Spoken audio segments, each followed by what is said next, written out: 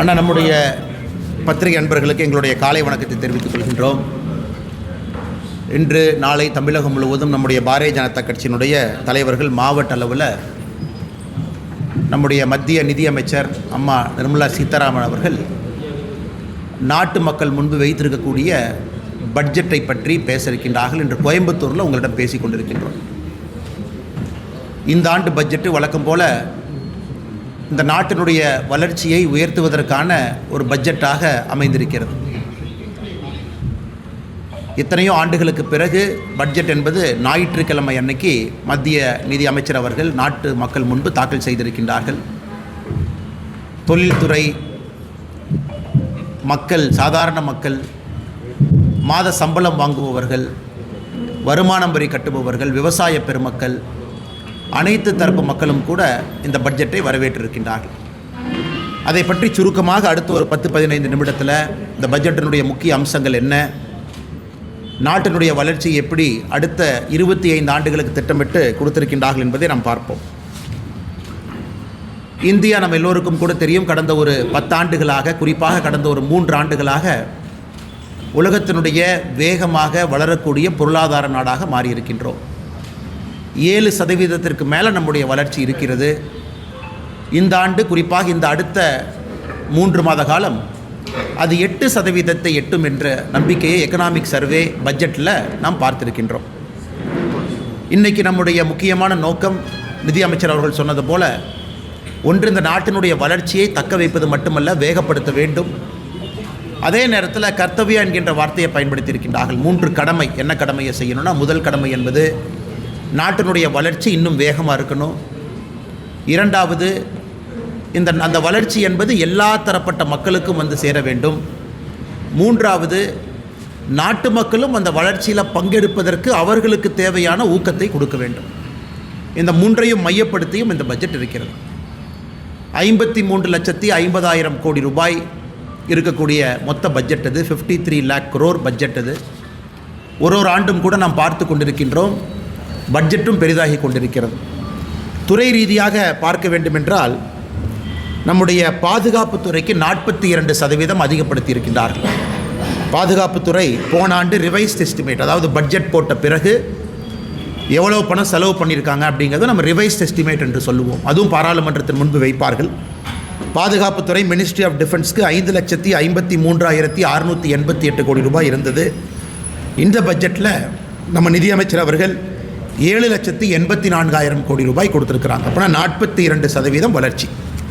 அதிலும் குறிப்பாக பாதுகாப்புத்துறையினுடைய உள்கட்டமைப்புக்கு 15% வளர்ச்சி. அதையும் அவர்கள் குறிப்பிட்டிருந்தார்கள். காரணம், ஆப்ரேஷன் சிந்தூர் இப்போ தான் நடந்து முடிந்திருக்கிறது. ஒரு பக்கம் சைனா, பாகிஸ்தான், பக்கத்தில் இருக்கக்கூடிய நாடுகள் எல்லாமே தன்னுடைய இராணுவ உற்பத்தியை பெருக்கி கொண்டிருக்கின்றார்கள். நிறைய முக்கியமான இராணுவ தளவாடங்களை வாங்கிட்டு இருக்கிறாங்க. அதனால் எப்பொழுதும் இல்லாத அளவுக்கு சரித்திர அளவில் பாதுகாப்புத்துறைக்கு 42% உயர்த்தியிருக்கின்றார்கள். அதே போல் ரோட் டிரான்ஸ்போர்ட் அண்ட் ஹைவேஸ் 8% உயர்வு, ரயில்வேஸுக்கு 10% உயர்வு, கல்வி 14% உயர்வு, சுகாதாரத்துறை ஹெல்த் அண்ட் ஃபேமிலி வெல்ஃபேர் 9% உயர்வு, ஹவுசிங் அண்ட் அர்பன் அஃபேர்ஸ் 50% உயர்வு, நியூ அண்ட் ரெனியூவபிள் எனர்ஜி 30% உயர்வு, லேபர் அண்ட் எம்ப்ளாய்மெண்ட் 157% உயர்வு, மினிஸ்ட்ரி ஆஃப் பவர் எரிசக்தி 39% உயர்வு, உமன் அண்ட் சைல்டு டெவலப்மெண்ட் 16% உயர்வு. எந்த அடிப்படையில் பார்த்தாலும் கூட உள்கட்டமைப்புக்கு அதிக முக்கியத்துவம் கொடுத்திருக்கக்கூடிய பட்ஜெட்டாக இருக்கிறது. 12,20,000 கோடி ரூபாய் உள்கட்டமைப்புக்கு நம்முடைய நிதியமைச்சர் அவர்கள் ஒதுக்கி இருக்கின்றார்கள். இந்த உள்கட்டமைப்புக்கு ஒதுக்கக்கூடிய நிதி என்பது ரொம்ப முக்கியமானது. தமிழகத்தில் இருக்கக்கூடிய பட்ஜெட்டையும் நம்ம பார்க்குறோம். குறிப்பாக திராவிட முன்னேற்ற கழகத்தினுடைய அரசு அது 4 லட்சம் கோடி ரூபாய் பட்ஜெட்டாக இருந்தாலும் கூட செலவினங்கள் அதிகமாகவும், கடனை கட்டுவதற்கு நாம் கொடுக்கக்கூடிய வட்டி அதிகமாகவும் இருக்கக்கூடிய பட்ஜெட்டாகத்தான் இருக்குது. அதில் குறிப்பாக கேபிட்டல் எக்ஸ்பெண்டிச்சர், உள்கட்டமைப்பு, வரக்கூடிய சந்ததிகளுக்கு நம்ம ரோடு கட்டக்கூடிய, பில்டிங், போர்ட்டு, ஏர்போர்ட், அது கொடுக்கக்கூடிய பணம் எப்பொழுதுமே குறைவு தான் தமிழ்நாடு அரசனுடைய பட்ஜெட்டை பொறுத்த வரைக்கும். இன்றைக்கி மத்திய அரசு ஒரு ஆண்டும் கூட அதை உயர்த்திக்கிட்டே போகிறாங்க. போன ஆண்டு 11 லட்சம் கோடியாக இருந்தது. இந்த ஆண்டு 12,20,000 கோடி ரூபாயாக இந்த உள்கட்டமைப்புக்கான நிதியை ஒதுக்கி இருக்கின்றார்கள். இதில் முக்கியமாக தமிழக மக்கள், நம்முடைய சொந்தங்கள் கூர்ந்து கவனிக்க வேண்டியது, இந்த ஆண்டு இன்னொரு ஆண்டும் வித்தியாசமான ஆண்டும் கூட. காரணம், ஃபினான்ஸ் கமிஷனுடைய அறிக்கையை மத்திய அரசுக்கு எக்கனாமிஸ்ட் அரவிந்த் பனகிரியா அவர்கள் கொடுத்துருக்கிறாங்க. இந்த ஃபினான்ஸ் கமிஷன் என்பது ஒரு 5 ஆண்டும் கூட மாநில அரசுக்கும் மத்திய அரசுக்கும் இருக்கக்கூடிய நிதி பகிர்வை பற்றி பேசக்கூடிய ஒரு முக்கியமான அம்சம். ஸோ இன்றைக்கி நம்முடைய பாராளுமன்றத்தின் முன்பு பிப்ரவரி 1ஆம் தேதி வைக்கப்பட்டிருக்கக்கூடிய ஃபினான்ஸ் கமிஷனுடைய அறிக்கை என்பது அடுத்த 5 ஆண்டு காலம் மத்திய அரசுக்கும் மாநில அரசுக்கும் இருக்கக்கூடிய நிதி பகிர்வை பற்றி பேசக்கூடிய அறிக்கை. அரவிந்த் பனகிரியா அவருடைய குழு அளித்திருக்கக்கூடிய 16வது ஃபினான்ஸ் கமிஷனுடைய அறிக்கையை மத்திய அரசு முழுமையாக ஏற்றுக்கொண்டிருக்கின்றார்கள். அதையும் கூட பிப்ரவரி 1ஆம் தேதி பாராளுமன்றத்தில் நிதியமைச்சர் அவர்கள் தெரிவித்திருக்கின்றார்கள். இந்த 16வது ஃபினான்ஸ் கமிஷனில் என்ன முக்கியமான அம்சம்னாங்க, டிவிசபிள் டேக்ஸ் பூல், அதாவது மாநிலத்தில் நாம் எல்லோருமே கட்டக்கூடிய வரி, அது இன்கம் டேக்ஸாக இருக்கட்டும், மாநிலத்திலிருந்து போகக்கூடிய எல்லா வரியாக இருக்கட்டும், அதை மத்திய அரசு அந்த பூலை எப்படி டிவைட் பண்ணி ஒரு மாநிலத்துக்கு கொடுக்குறாங்க அப்படிங்கிறது தான் டிவிசபிள் டேக்ஸ் பூல். மோடி ஐயா அவர்கள் ஆட்சிக்கு வருவதற்கு முன்பு 2014க்கு முன்பு அந்த நிதி பகிர்வு என்பது 32 விழுக்காடு இருந்துச்சு. அந்த டிவிசபிள் டேக்ஸ் பூலில் 32% என்பது எல்லா மாநிலத்துக்கும் பிரித்து கொடுப்பாங்க. அது மோடி ஐயா அவர்கள் வந்த பிறகு 15th finance commission, 14th finance commission, 15th finance commission, 2 கமிஷனிலும் கூட கடந்த 10 ஆண்டு காலமாக அது 41+1 42 விழுக்காடாக உயர்ந்திருக்கிறது. 41 விழுக்காடு எல்லா மாநிலத்துக்கும், 1 விழுக்காடு என்பது ஜம்மு அண்ட் காஷ்மீர் மாநிலத்திற்கும் 42 விழுக்காடு பிரித்து கொடுக்குறாங்க. இந்த 16வது ஃபினான்ஸ் கமிஷன்லையும் அதே 42 விழுக்காடு மெயின்டைன் பண்ணியிருக்கிறாங்க. 41 விழுக்காடு மாநிலத்துக்கெல்லாம், 1 விழுக்காடு ஜம்மு அண்ட் காஷ்மீர். அதில் மிக முக்கியமாக எப்படி அந்த பணத்தை பிரித்து கொடுக்குறோம் அப்படிங்கிற ஃபார்முலாவில் ஒரு மாற்றத்தை கொண்டு வந்திருக்கின்றார்கள். ரொம்ப காலமாக தமிழ்நாட்டில் நம்ம எல்லோரும் கேட்டுக்கொண்டிருக்கின்றோம், ஒரு மக்கள் தொகையை அடிப்படையாக வச்சு நீங்கள் கொடுத்தாலும் கூட தமிழ்நாடு போன்ற ஆரோக்கியமான மாநிலத்தில், அதிக வரி கட்டக்கூடிய மாநிலத்தில், இந்த நாட்டினுடைய வளர்ச்சிக்கு அதிகமாக பங்கெடுக்கக்கூடிய ஒரு மாநிலத்திற்கும் மரியாதை கொடுத்து அந்த ஃபினான்ஸ் கமிஷனுடைய ஃபார்முலா அதை ரிஃப்ளெக்ட் பண்ணணும்னு நம்ம ரொம்ப நாளாக கேட்டுக்கிட்டு இருந்தோம். இன்றைக்கி அந்த ஃபினான்ஸ் கமிஷனுடைய குழு நமக்கு அங்கீகாரம் கொடுத்துருக்குறாங்க. ஸோ இதற்கு முன்பு இருக்கக்கூடிய finance commission, 15th finance commission எடுத்துக்கிட்டிங்கன்னா, மக்கள் தொகை 1971, 2011 2 மக்கள் தொகை சென்சஸ் இருக்குது. அது 15th ஃபினான்ஸ் கமிஷன்லேருந்து 71 மக்கள் தொகை அவங்க விட்டுட்டாங்க. 2011க்கு மட்டும் வந்திருக்கிறாங்க. அது அட்வான்டேஜ் ஃபார் தமிழ்நாடு. 15 விழுக்காடு மக்கள் தொகைக்கும், ஒரு மாநிலத்தினுடைய ஏரியா எந்த அளவுக்கு விஸ்தாரம் நமக்கு இருக்குது, ஜாகிரபிக்கல் ஏரியா, அதற்கு 15 விழுக்காடு.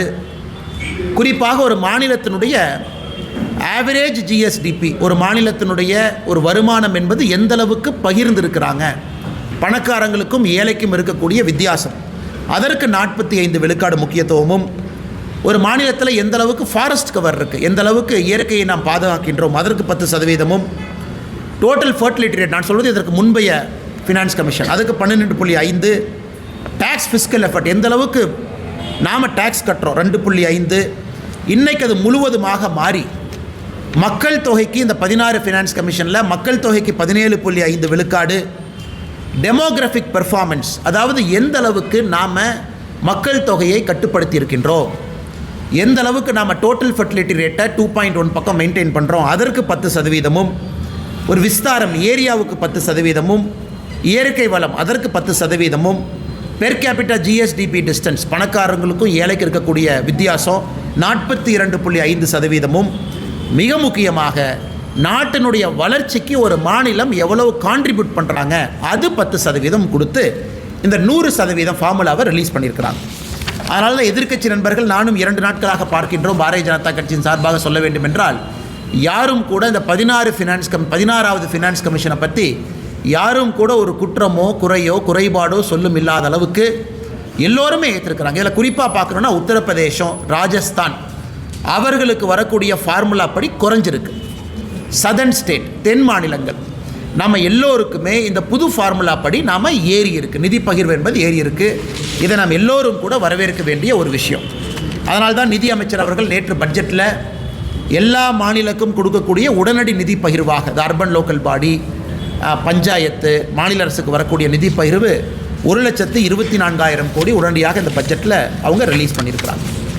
அதை தாண்டி அன்பு சொந்தங்களே, ஒரு பட்ஜெட் நாம் ரிலீஸ் பண்ண பிறகு அதை எதிர்க்கட்சி நண்பர்கள் குற்றம் சாட்டுவது வாடிக்கை தான், அது புதுசு ஒன்றும் கிடையாது. அதே போல் வழக்கமாக நம்முடைய முதலமைச்சர் ஐயா ஸ்டாலின் அவர்கள், காங்கிரஸ் கட்சியினர், ஐயா வைகோ அவர்கள் எல்லோருமே குற்றம் சுமத்தி இருக்கிறாங்க. அந்த குற்றத்தில் எந்த அளவுக்கு ஆதாரபூர்வமான உண்மை இருக்குது அப்படிங்கிறது இந்த நேரத்தில் பார்ப்போம். இன்றைக்கி இந்த பட்ஜெட்டை பொறுத்த வரைக்கும் நிர்மலா சீதாராமன் அவர்கள் 7 ஃப்ரான்டியர் ஸ்ட்ராட்டஜிக் செக்டருக்கு முக்கியத்துவம் கொடுத்துருக்குறாங்க.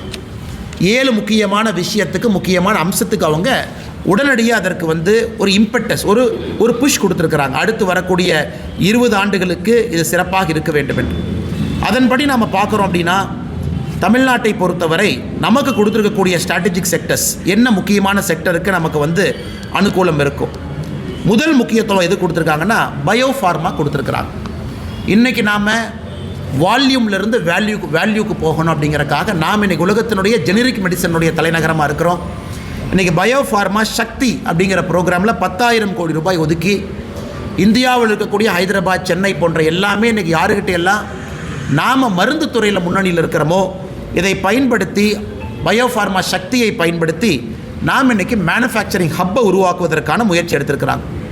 செமிகண்டக்டர் மிஷன் 1, இன்றைக்கி செமிகண்டக்டர் மிஷன் 2. இன்றைக்கி நம்முடைய படித்த இளைஞர்களுக்கு வேலை வாய்ப்பை உருவாக்கி கொடுக்கணும். செமிகண்டக்டர் மிஷனுக்கு 40,000 கோடி ரூபாய் கொடுத்துருக்குறாங்க. நம்ம வெறும் ஃபேப்ரிகேஷன் மட்டும் இல்லை, முழு இந்தியன் புரோட்டோக்கால் கம்ப்ளீட் ஸ்டாக் நம்ம பில்ட் பண்ண போகிறோம். அதற்கான மிஷின், அதற்கான உற்பத்தி, இதற்கு ஒரு இம்பார்ட்டன்ஸ் கொடுத்துருக்குறாங்க. 40,000 கோடி ரூபாய். Electronic component manufacturing scheme ECMS, எப்படி PLI ப்ரொடக்ஷன் லிங்க்ட் இன்சென்டிவில் தமிழ்நாடு முதல் மாநிலமாக இந்தியாவில் இருக்கும்.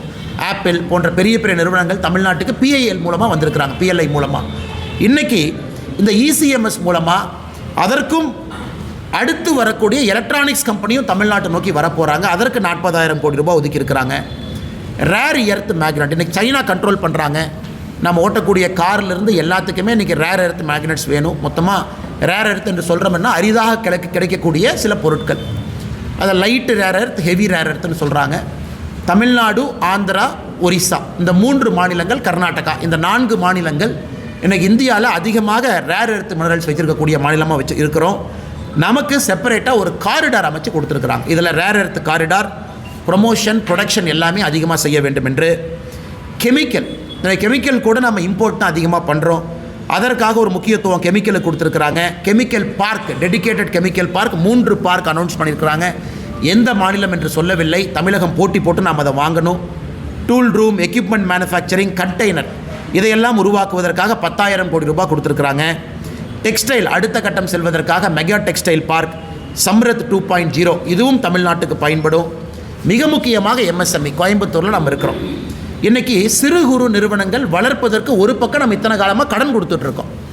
அவங்களுக்கு கடன் வருது, அதை அவங்க வாங்குகிறாங்க, பயன்படுறாங்க. இன்றைக்கி அவங்களுடைய மூலதனம், கேபிட்டல், ஈக்விட்டி அதற்கு கொடுப்பதற்காக இந்த பட்ஜெட்டில் முதலாக அதற்கு ஒரு 10,000 கோடி ரூபாய் ஒதுக்கியிருக்கிறாங்க. இப்போ ஒரு நிறுவனம் ஆரம்பிக்கணும், மூலதனத்திலே அரசு பங்கெடுப்பதற்காக ஈக்விட்டி இன்ஃபியூஷன் 10,000 கோடி.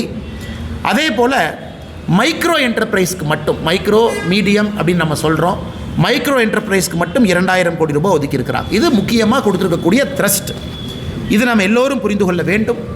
இதை தமிழ்நாடு முழுமையாக இதை பயன்படுத்தி அடுத்த கட்ட இளைஞர்களுக்கான வேலை வாய்ப்பை இது மூலமாக மட்டும்தான் உருவாக்க முடியும். Electronic component manufacturing scheme, rare earth scheme, chemical, textile park இதையெல்லாம் நம்ம செய்யணும். குறிப்பாக இந்த பகுதியில் இருக்கக்கூடிய விவசாய பெருமக்களுக்கு கோகனட் ப்ரொமோஷன் ஸ்கீம் அறிவிச்சிருக்கிறாங்க. இன்றைக்கி எல்லா தென்னை மரங்களுமே 30-40 ஆண்டுகள் தாண்டி இருக்கிறது, நோய்கள் வர ஆரம்பிச்சிருக்கு. இன்றைக்கி புதிதாக அவர்கள் தேங்காய் கன்று நடுவதற்கு 1 கோடி விவசாயிகள், அதை இருக்கக்கூடிய தென்னை மரத்தினுடைய உற்பத்தியை பெருக்குவதற்கு அல்லது புதிய தென்னங்கன்றை வாங்குவதற்கு 1 கோடி விவசாயிகளுக்கு இன்றைக்கி நம்ம கோகனட் ப்ரொமோஷன் ஸ்கீமை நாம் அறிவிச்சிருக்கிறோம். அதே போல் நம்முடைய பொள்ளாச்சி பகுதியில் கொக்கோ, நம்முடைய கடலூர் பகுதியில் முந்திரி, இதையெல்லாம் 2030க்குள்ளே இந்தியாவில் இந்தியன் கொக்கோ, இந்தியன் கேஷ்யூ இதை பிராண்டிங்காக அதுக்கு ஒரு ஸ்கீம் அனௌன்ஸ் பண்ணியிருக்கிறாங்க. இதையெல்லாம் கூட நம்ம நிச்சயமாக வரவேற்கணும். அதே நேரத்தில் மகளிர் சுயஉதவி குழு தமிழ்நாட்டில் அதிகமாக இருக்கிறோம். இன்றைக்கி மகளிர் சுயஉதவி குழுவை பொறுத்தவரை அவங்க சொந்தமாக கடை வைக்கணும். குழுவாக சேர்ந்து ஷீ மார்ட் என்கின்ற பேரில் அவங்க ஒரு கடை ஆரம்பித்து அதன் மூலமாக நீங்களும் நானும் போய் மகளிர் சுயஉதவி குழு பொருளை வாங்குவதற்காக ஷீ மார்ட் அப்படிங்கிற ஒரு புதிய ஒரு திட்டத்தையும் கூட கொண்டு வந்திருக்கிறாங்க. ஸ்டெம் இன்ஸ்டியூட்ஸ், ஒரு மாவட்டத்திற்கு ஒரு கேர்ள்ஸ் ஹாஸ்டல். தமிழ்நாட்டில் நமக்கு தெரியும், திராவிட முன்னேற்ற கழகம் நம்ம கேர்ள்ஸ் ஹாஸ்டல் ஆரம்பிச்சிட்டோன்னு சொல்லிட்டு இருக்கிறாங்க. அது நம்ம பத்திரிகை நண்பர்களுக்கு தெரியும். அதற்கான நிதி யார் கொடுக்குறாங்க, அதான் அதில் ஆச்சரியம். தமிழ்நாட்டில் திராவிட முன்னேற்ற கழகம் ஆரம்பித்து விளம்பரப்படுத்தக்கூடிய கேர்ள்ஸ் ஹாஸ்டலுக்கான நிதியும் மத்திய அரசு தான் கொடுக்குறாங்க.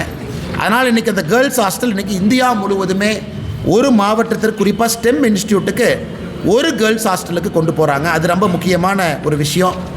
இத்தனை செய்தும் கூட நேற்று நம்முடைய வைகோ அவர்கள் கோயம்புத்தூர் ஏர்போர்ட்டில் ஒரு பேட்டி கொடுத்துருந்தாங்க. ஐயா அவர்கள் இவங்க காற்றுல கோட்டை கட்டி கொண்டிருக்கின்றார்கள், எப்படி இந்தியாவுடைய வளர்ச்சியை பெருக்குவாங்க, எப்படி இந்த நாடு அடுத்த கட்டம் போகும்னு கேட்டிருந்தாங்க. இன்றைக்கி நாம் இவ்வளவு செய்தும் கூட 53 லட்சம் கோடி ரூபாய்க்கு ஒரு பட்ஜெட் போட்டும் கூட நம்முடைய டெப்ட் ஜிடிபி ரேஷியோ, அதாவது நம்முடைய கடனும் நம்முடைய ஜிடிபிக்கும் இருக்கக்கூடிய ரேஷியோ 55 விழுக்காடில் இருக்குது. இது ஒரு ஆரோக்கியமான விழுக்காடு. அதே போல் நம்முடைய ஃபிஸ்கல் டெஃபிசிட், வரவுக்கும் செலவுக்கும் இருக்கக்கூடிய அந்த கேப், ஃபிஸ்கல் டெஃபிசிட்டும் 4.3% இருக்குது. இவ்வளவு செய்தும் கூட ஒரு ஆரோக்கியமான ஒரு சூழ்நிலையை நாம் உருவாக்கி இருக்கிறோம். இது எல்லாம் கூட நம்ம நிச்சயமாக மத்திய அரசு, அம்மையார் நிர்மலா சீதாராமன் அவர்கள் இந்த நேரத்தில் அவர் கொடுத்திருக்கக்கூடிய பட்ஜெட்டை நாம் பாராட்டி வரவேற்கின்றோம். காரணம், எல்லா தரப்பட்ட மனிதர்களுக்கும் இது ஒரு ஆரோக்கியமான பட்ஜெட். விவசாய பெருமக்களாக இருக்கட்டும், கோயம்புத்தூர் போன்ற மாநகரம், மதுரை போன்ற மாநகரம், தூத்துக்குடி போன்ற நகரத்தில் இருக்கக்கூடிய சிறு குறு தொழில் நிறுவனங்களாக இருக்கட்டும், அடுத்த கட்டம் செல்வதற்காக இருக்கட்டும், இது வரவேற்க வேண்டிய பட்ஜெட். ஆதிச்சநல்லூர் அடுத்து மிக முக்கியமாக இந்தியாவில் 15 ஆர்கியாலஜிக்கல் சைட், அதாவது பழம்பெரும் நம்முடைய தொல்பொருள் இருக்கக்கூடிய பகுதி, அதை டெவலப் பண்ணி ஒரு எக்ஸ்பீரியன்ஷியல் கல்ச்சரல் சென்டராக, ஒரு லேசர் ஷோ, ஒரு நல்ல மியூசியம், நிறைய குழந்தைகள் நம்முடைய பாரம்பரியத்தை பற்றி கற்றுக்கொள்வதற்காக அதற்கு ஒரு பெரிய நிதியை ஒதுக்கியிருக்கிறாங்க. Immersive storytelling facility. ஏன்னா இன்றைக்கி நீங்கள் பார்த்தீங்கன்னா தமிழ்நாட்டில் நம்முடைய சொந்தங்கள் யாராவது, கலைஞர் ஐயாவுடைய மியூசியம் சென்னையில் இருக்குது. அது போய் பார்த்தீங்கன்னா ஒரு சிறந்த மியூசியம், ஒரு state of the art, 4D 5D. ஆனால் தன்னுடைய தந்தையார் அவர்களுக்கு நம்முடைய முதலமைச்சர் அவர்கள் அவ்வளவு நிதி போட்டு ஒரு கலைஞர் மியூசியத்தை அடுத்த கட்டத்துக்கு எடுத்துகிட்டு போயிருக்காங்க. நாங்கள் வரவேற்கிறோம். தமிழ்நாட்டினுடைய முதலமைச்சர் எல்லாம் போய் பார்க்கணும், என்ன செஞ்சுருக்காருன்னு பார்க்கணும். ஆனால் மற்ற இடத்துக்கு அதை கொண்டு போகலை. இன்றைக்கி மத்திய அரசு ஆதிச்சநல்லூருக்கு நம்ம அதை கொண்டு வர்றோம். அதே போல் state of the art museum நம்ம கொண்டு வர்றோம். அது நிச்சயமாக பல பேர்த்துக்கு பயன்பெறும். அன்பு சொந்தங்களே, இதையெல்லாம் தாண்டி ரயில்வே துறையை பொறுத்தவரை மிக முக்கியமாக 2-3 விஷயங்கள் உங்களுக்கு சொல்லணும். 2026-27 ஒரு சரித்திர ஆண்டு ரயில்வேவை பொறுத்த வரைக்கும் தமிழ்நாட்டுக்கு 7611 கோடி ரூபாய் ஒதுக்கியிருக்கிறாங்க. இதை ஒரு பெர்ஸ்பெக்டிவில், ஒரு உதாரணத்துக்கு சொல்லணும்னா, யூபி அரசு காங்கிரஸ் ஆட்சியினுடைய கடைசி பட்ஜெட் அவங்க போட்டப்ப தமிழகத்திற்கு மொத்தமாக 2009 14 வரை கடந்த 5 ஆண்டுகள் அவங்களுடைய கடைசி 5 ஆண்டுகளில் 879 கோடி கொடுத்துருந்தாங்க. ஆனால் இந்த ஒரு ஆண்டில் மட்டும் ரயில்வே பட்ஜெட்டு 7611 கோடி.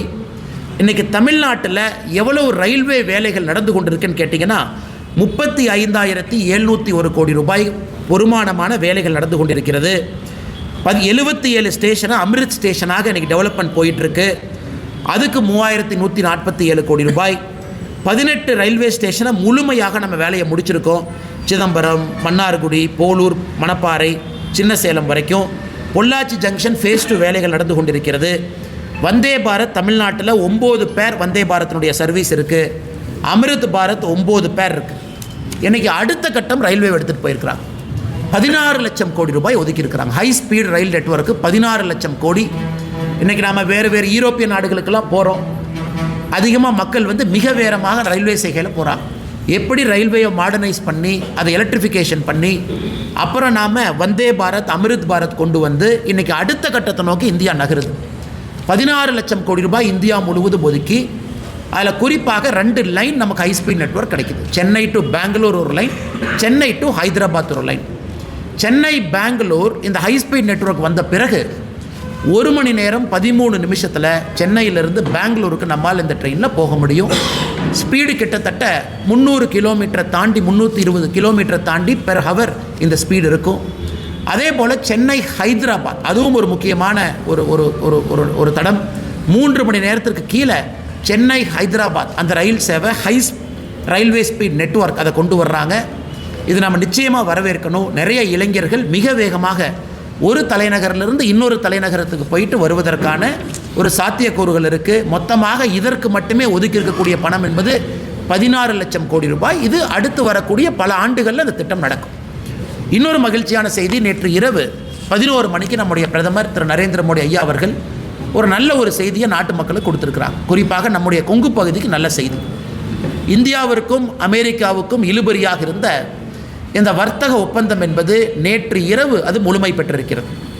நம்முடைய பிரதமர் நரேந்திர மோடி ஐயா அவர்கள் தன்னுடைய எக்ஸ் பக்கத்தில் இதை பற்றி பதிவு செஞ்சுருந்தாங்க. இன்னைக்கு காலையில் மத்திய அரசும் கூட செய்திக்குறிப்பு வெளியிட்டிருக்கிறாங்க. முதல்ல ட்ரம்ப் அவர்கள் 25% நமக்கு வரி விதித்தாங்க. அதன் பிறகு ரஷ்யாட்ட ஆயில் வாங்குறோன்னு சொல்லிட்டு இன்னொரு 25% விதித்தாங்க. மொத்தமாக இந்தியாவுக்கும் அமெரிக்காவுக்கும் 50% டாரிஃப் போட்டிருந்தாங்க. நேற்று பேச்சுவார்த்தைக்கு பிறகு இந்தியாவுக்கும் அமெரிக்காவுக்கும் வரி விதிப்பு என்பது 18% டாரிஃபுக்கு வந்திருக்கு. ஸோ 18% டாரிஃப் இந்தியாவுக்கும் அமெரிக்காவுக்கும். அதை நேற்று ட்ரம்ப் அவர்களும் நம்முடைய இந்திய நாடும் ஒத்துக்கிட்டாங்க. இது ஏன் 18%னாங்க, இன்றைக்கி அமெரிக்கா விதிச்சிருக்கக்கூடிய வரி விதிப்பு அக்ராஸ் த வேர்ல்டு பார்த்திங்கன்னா எல்லா நாடுகளுமே 18% மேலே தான் இருக்கிறாங்க. வியட்நாம் 18% மேலே, சைனா இன்னும் டீல் அவங்க கன்க்ளூட் பண்ணல, அமெரிக்காவுடைய பக்கத்து நாடுகள் நெய்பர்ஸ் அவர்களும் 18% மேலே இருக்கிறாங்க. சில நாடுகளுக்கு ட்ரம்ப் அவர்கள் 18% கொடுத்துருக்குறாங்க. இன்றைக்கி இந்தியாவுக்கும் அவர்கள் 18% கொடுத்துருப்பது நம்முடைய தொழில்துறை மத்தியிலிருந்து அன்சர்டனிட்டி இன்றைக்கி போயிடுச்சு. இது குறிப்பாக திருப்பூர் பகுதி, ஈரோடு பகுதி, கரூர் பகுதியில் எக்ஸ்போர்ட் செய்யக்கூடியவங்க, ஹோம் டெக்ஸ்டைல் நிறைய விஷயங்கள் செய்யக்கூடியவங்க, பனியன் செய்யக்கூடியவங்க ஒரு அன்சர்டனிட்டி இருந்துச்சு கடந்த 3 மாத காலமாக. செய்வோமா மாட்டோமான்னு. இன்றைக்கி அது 18% அது வந்திருக்கு. அதனால் நிச்சயமாக இது வரவேற்க வேண்டிய ஒரு விஷயம். அதே நேரத்தில் ட்ரம்ப் அவர்கள் ஆயிலை பற்றியெல்லாம் பேசியிருக்காங்க. அதுக்குள்ள நான் போக விரும்பலை. அதிகாரப்பூர்வமாக நம்முடைய இந்திய அரசு என்ன சொல்கிறாங்களோ அதை மட்டும்தான் நீங்கள் என்னால் பகிர முடியும். அதனால் நிச்சயமாக 18% டாரிஃப் என்பது இந்த சூழ்நிலையில் வரவேற்கப்பட வேண்டிய ஒன்று. இன்றைக்கி இந்தியா உலகத்தினுடைய மைய ஒரு நாடாக மாறிக்கொண்டிருக்கிறது. இப்போ தான் ஐரோப்பிய யூனியன் நாடுகள் 22 நாடுகளோடு ஒரு வர்த்தக ஒப்பந்தத்தை நம்ம கொண்டு வந்திருக்கின்றோம். அது நண்பர்களுக்கு தெரியும், 2007 பேசி கொண்டிருக்கக்கூடிய வர்த்தக ஒப்பந்தம். அது 2013 சஸ்பெண்ட் ஆன ஒரு ஒப்பந்தம். அது 2019 மறுபடியும் ரீஸ்டார்ட் ஆன ஒரு ஒப்பந்தம். இன்றைக்கி 2026 நம்ம அதை கன்க்ளூட் பண்ணியிருக்கிறோம். அதுவும் குறிப்பாக நம்முடைய கொங்கு பகுதிக்கு ஒரு மிகப்பெரிய ஒரு வாய்ப்பாக நாங்கள் பார்க்கின்றோம், மிகப்பெரிய வாய்ப்பாக பார்க்கின்றோம். தமிழகம் முழுவதுமே இன்றைக்கி தென் தமிழகத்தில் நிறைய மேனுஃபேக்சரிங் யூனிட் போகுது. தூத்துக்குடி பகுதி, திருநெல்வேலி பகுதி, அவர்களும் முறையாக இதை இரண்டும் பயன்படுத்தும் பொழுது தமிழகத்தினுடைய வளர்ச்சி, குறிப்பாக தென் தமிழகத்தினுடைய வளர்ச்சி அடுத்த கட்டத்திற்கு இது போகும். அதனால் இது ஆரம்ப கமெண்ட்ஸ் உங்களுக்கு பட்ஜெட்டை பற்றி, குறிப்பாக அமெரிக்க டாரிஃப் டீலை பற்றி நம்முடைய பத்திரிகை நண்பர்களுக்கு இருக்கக்கூடிய கேள்விகளுக்கு நாங்கள் பதில் சொல்கிறோம். சார், எம்எஸ்எம்இ சம்பந்தமாக அதாவது ப்ரைஸ் மானிட்டரிங் கமிட்டி வேணும்னு சொல்லி ரொம்ப காலமாக கேட்டுட்டு இருக்கிறாங்க. 7 கோடி பேர் இந்தியாவில் இருக்கிறாங்க. ஆனால் ஒரு 5-6 கம்பெனி, கார்பரேட் கம்பெனிக்காரர் மட்டும் தீர்மானிக்கிறது ரா மெட்டீரியல் ரேட் தான் இருக்குது. ஸோ அப்படி இருக்கிற போது மானிட்டரிங் கமிட்டி வேணும்னு எம்எஸ்எம்இ கேட்குற போது ஏன் கடந்த பட்ஜெட்லேயும் அறிவிக்கல, இந்த பட்ஜெட்லேயும் அறிவிக்கல? ஆனால் ஒரு பட்ஜெட்டை பொறுத்த வரைக்கும் எல்லா மக்களுக்கும் எல்லா விதமான எதிர்பார்ப்புகளும் இருப்பது நியாயமான எதிர்பார்ப்பு தான். எல்லோருக்குமே எல்லாம் வேண்டும் என்று நினைக்கக்கூடிய நியாயமான எதிர்பார்ப்பு தான். இப்போ ஒரு பக்கம் நம்முடைய அரசை கடந்த 12 ஆண்டுகளாக பார்க்கும் பொழுது சப்ளை செயினை நம்ம டைவர்சிஃபை பண்ணுறோம், எல்லா பக்கம் எடுத்துகிட்டு போகிறோம். அதுவும் குறிப்பாக சகோதரருக்கு தெரியும், 12,20,000 கோடி ரூபாய் உள்கட்டமைப்பு நம்ம சொல்லியிருக்கோம். அதில் 7 லட்சம் கோடி ரூபாய்க்கு மேலே அது எம்எஸ்எம்இ இருந்து தான் அது வாங்க போகிறாங்க. அதனால் எம்எஸ்எம்இயை பொறுத்தவரை ஹிஸ்டாரிக்கலி அதிக எம்எஸ்எம்இ இருக்கிறாங்க. இன்றைக்கும் 10,000 கோடி ரூபாய் ஈக்விட்டி இன்ஃபியூஷன், மைக்ரோ என்டர்பிரைஸ்க்கு 2,000 கோடி ரூபாய் ஏற்கனவே சொன்னது தான். அதனால் இன்றைக்கி ப்ரைஸ் மானிட்டரிங் கமிட்டி, அதுக்கு ஒரு பக்கம் competition commission of India CCI இருக்குது, அவங்க கொலூட் ஆகிறாங்களா அப்படின்னு பார்க்குறாங்க.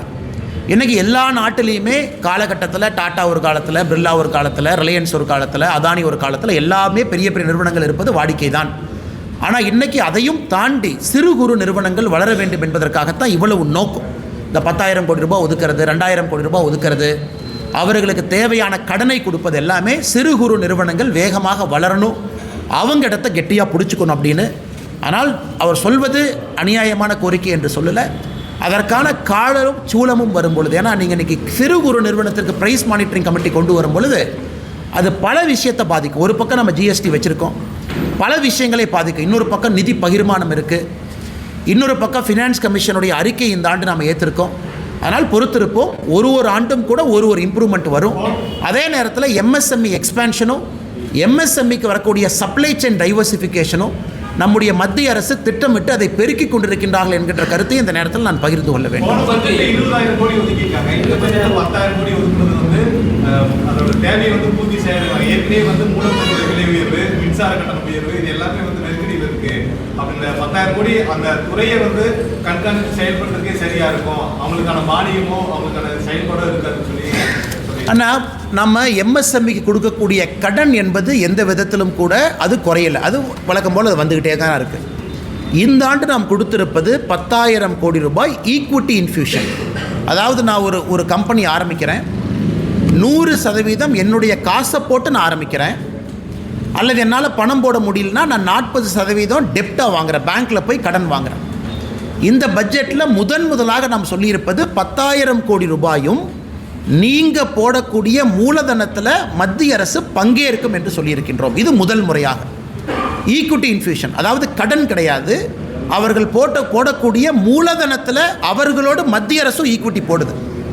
இது அமெரிக்காவில் ட்ரம்ப் வந்த பிறகு கவர்மெண்ட்டே ஒரு ஸ்டேக் எடுக்கிறாங்க. அதனால் நிச்சயமாக இது முதல் முறை. மற்றபடி எம்எஸ்எம்இக்கு நம்ம கொடுக்கக்கூடிய சலுகைகள், எம்எஸ்எம்இக்கு கொடுக்கக்கூடிய புஷ், இந்த 12 லட்சம் கோடியில் கூட 7 லட்சம் கோடி ரூபாய்க்கு மேலே உள்கட்டமைப்பு எம்எஸ்எம்இட்டு இருந்தால் நம்ம அதை வாங்க போகிறோம். அது எப்பொழுதுமே எம்எஸ்எம்இயின் பக்கம் அரசு இருக்குது, அதில் எந்த மாற்று கருத்தும் இல்லை. அதே நேரத்தில் எலக்ட்ரிக் பில் போயிடுச்சு. ஒரு பக்கம் மத்திய பிரதேசில் எம்எஸ்எம்இ இருக்கும் பொழுது ஒரு யூனிட் ₹1 கொடுக்குறாங்க. ஆனால் தமிழகத்தில் திராவிட முன்னேற்ற கழகத்தினுடைய ஆட்சியில் ஒரு யூனிட் எவ்வளோன்னு உங்களுக்கும் தெரியும், ₹5, ₹6, ₹7 போயிட்டே இருக்குது. ஆனால் மாநில அரசும் குற்றம் சுமத்துவதை விட நாங்கள் என்ன செஞ்சுருக்கிறோம் அப்படின்னு மாநில அரசு யோசிக்கணும். நம்ம ஊரில் எம்எஸ்எம்இ தலைநகராக தமிழ்நாடு இருந்துக்கிட்டு இருக்கணும்னா மாநில அரசு என்ன முக்கியத்துவம் கொடுத்துருக்கோம். ஆனால் நிச்சயமாக எம்எஸ்எம்இயை பொறுத்தவரை அடுத்த கட்டம் எடுத்து செல்வதற்கான பட்ஜெட்டாக மட்டும்தான் இந்த பட்ஜெட் அமைஞ்சிருக்கு. குறிப்பாக எம்எஸ்எம்இ நண்பர்களுக்கு இன்னொன்று நம்ம சொல்லிக்கொள்ள விரும்புகிறோம். இந்தியா ஐரோப்பிய யூனியன் டீல் அது எம்எஸ்எம்இக்கு பெனிஃபிட் ஆகும். இந்தியா அமெரிக்கா டீல் எம்எஸ்எம்இக்கு பெனிஃபிட் ஆகும். நாம் வந்த பிறகு மத்திய நாடுகளோடு, குறிப்பாக மிடில் ஈஸ்ட் கண்ட்ரீஸோடு நம்ம டீல் போட்டிருக்கோம். கொரியா, ஜப்பானோடு நம்ம எக்கனாமிக் கோஆப்ரேஷன் அக்ரிமெண்ட் கொண்டு வந்திருக்கோம், கனடாவோடு கொண்டு வந்திருக்கிறோம். இது எல்லாமே இங்கே இருக்கக்கூடிய எம்எஸ்எம்இ அடுத்த கட்டம் செல்லும் பொழுது மட்டும்தான் அவங்களுக்கு பயன் கிடைக்கும். அதற்கான முயற்சியும் நம்முடைய அரசு எடுத்துக்கொண்டிருக்கிறது. நீங்க எம்எஸ்எம்இ வங்கி கடன் திருப்பி செலுத்துறதுக்கு 180 நாள் இருந்துச்சு, அது 90 நாளாக குறைச்சதுனால நிறைய இண்டஸ்ட்ரி பாதிக்கப்படுது. ஆனால் எம்எஸ்எம்இனுடைய சைக்கிளை நம்ம ரெடி பண்ணியிருக்கோம். அதாவது எம்எஸ்எம்இ கிட்ட இருந்து ஒரு பொருளை நான் வாங்குறேன், அந்த பொருளுக்கு நான் பணம் கொடுக்குறேன். அந்த பணம் கொடுக்கக்கூடிய சைக்கிள் இன்றைக்கி எம்எஸ்எம்இக்கு அட்வான்டேஜாகத்தான் மத்திய அரசு மாற்றிருக்கு. கிரெடிட் சைக்கிள் நம்ம சொல்லுவோம். இன்றைக்கி நான் எம்எஸ்எம்இட்ட போய் ஒரு பொருளை வாங்கிக்கிட்டு 3 மாதம் கழித்து பணம் கொடுக்கலாம், 4 மாதம் கழித்து பணம் கொடுக்கலாம். அந்த பணத்தை குறிப்பிட்ட காலகட்டத்துக்குள்ளே நீங்கள் கொடுக்கணும். கொடுக்கலனா யாருன்னா பணம் கொடுக்கணுமோ எனக்கு அவங்க பெனால்ட்டி போடுறாங்க. இது கண்டிப்பாக எம்எஸ்எம்இ லாபம் தானே, இல்லை எந்த விதமான மாற்றமும் கிடையாது. அதே நேரத்தில் திரும்ப நான் கேட்பது, இந்தியா வளரும் பொழுது எம்எஸ்எம்இ வளரலின்னு யாரும் குற்றம் சுமத்த முடியாது. எம்எஸ்எம்இ ஒரு பக்கம் அதிகமாகிட்டு இருக்கிறாங்க. நாட்டினுடைய பொருளாதாரம் 7% மேலே வளருது. அப்போ எந்த எம்எஸ்எம்இ வளரலின்னு யார் சொல்கிறாங்க? போன வருஷத்தை விட இந்த வருஷம் டேர்ன் ஓவர் அதிகம்தான். போன வருஷத்தை விட இந்த வருஷம் மார்க்கெட் பெருசாகிட்டு இருக்கு. அதான் உங்களுக்கு இத்தனை டீல் நான் சொல்கிறேன். அதனால் இது எதிர்க்கட்சி நண்பர்கள் அவங்க எம்எஸ்எம்இக்கு என்ன பண்ணுறாங்கன்னு தான் நான் குறிப்பிட்டு கேட்குறேன். கரண்ட் விலையை குறைச்சிங்களா? எம்எஸ்எம்இக்கு ஒரு டேக்ஸ் சப்சிடி கொடுத்தீங்களா? இன்றைக்கி நம்ம சொல்கிறோம் டேட்டா சென்டர் இந்தியாவில் நீங்கள் வச்சிங்க அப்படின்னா 2047 வரைக்கும் டேக்ஸ் ஹாலிடே. 2047 வரைக்கும் ₹1 வரி கட்ட வேண்டாம். ஆனால் இந்தியாவில் டேட்டா சென்டரை கொண்டு வாங்க. நம்முடைய மத்திய அரசை பொறுத்த வரைக்கும் நாம் நன்றாக புரிந்து கொள்ள வேண்டும். ஒரு மாநில அரசு மாதிரி சுருக்கமாக ஒரு மாநிலத்தை மட்டும் பார்த்து அவங்க போட முடியாது. பக்கத்து நாடுகள் எவ்வளோ காம்படேட்டிவாக இருக்காங்க, அந்த நாட்டினுடைய வளர்ச்சி பாதை எப்படி இருக்குது, இன்றைக்கி அதை மிஸ் பண்ணிட்டோம் அப்படின்னா அடுத்த 20 ஆண்டுகளில் இந்தியா எப்படி இருக்கும், இதெல்லாத்தையும் யோசித்து தான் மத்திய அரசு ஒரு பட்ஜெட்டை போடுறாங்க. அதன் அடிப்படையில் எல்லாருக்குமே ஊக்குவிச்சிருக்கிறோம். எம்எஸ்எம்இயில் ஆரம்பித்து நான் ஏற்கனவே சொன்ன 7 ஃப்ரான்டியர் செக்டர், பயோஃபார்மான்னு சொல்கிறோம். நான் உங்களுக்கு தெரியும் 10,000 கோடி ரூபாய் ஒதுக்கி இருக்கும். அது எம்எஸ்எம்இ பயன்பெறாதுங்களா? எலக்ட்ரானிக் காம்பனண்ட் மேனுஃபேக்சரிங் ஸ்கீம் 40,000 கோடி ரூபாய் ஒதுக்கி இருக்கும். எம்எஸ்எம்இக்கு ஆர்டர் வராதா? கோயம்புத்தூரில் 100% வரும். இதை மாநில அரசு எப்படி பயன்படுத்துகிறாங்க? ஒரு Mitra park, PM Mitra park, textile park மாநில அரசு சண்டை போட்டு விருதுநகருக்கு கொண்டு போனாங்க.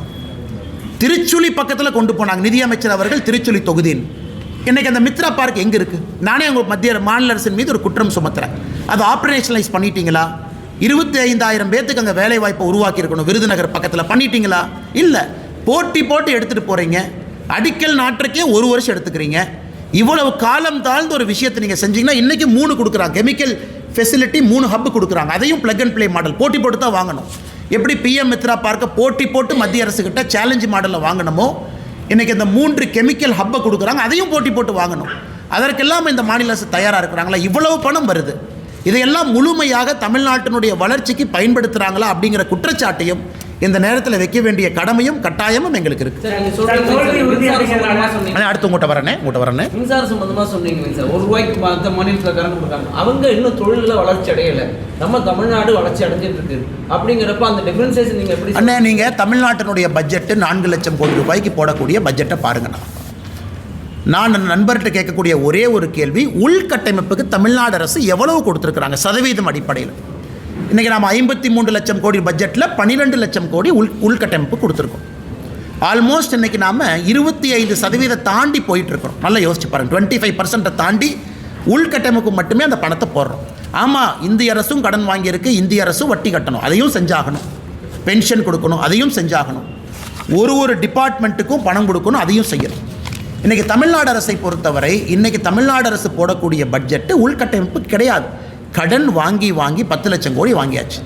ஒரு ஆண்டும் கட்ட வேண்டிய தொகை அதிகம், கட்ட வேண்டிய வட்டி அதிகம். ஏன்னா இன்றைக்கி தமிழ்நாடு பட்ஜெட்டை பற்றி நான் பேசலை. இதை தமிழ்நாடு பட்ஜெட் போட்ட பிறகு நம்ம ப்ரெஸ் மீட்டில் தெளிவாக பேசுவாங்கண்ணா. அப்போ எந்த விதமான கரண்ட்டு சப்சிடி கொடுக்கலாமே, ஏன் கொடுக்க மாட்டாங்க?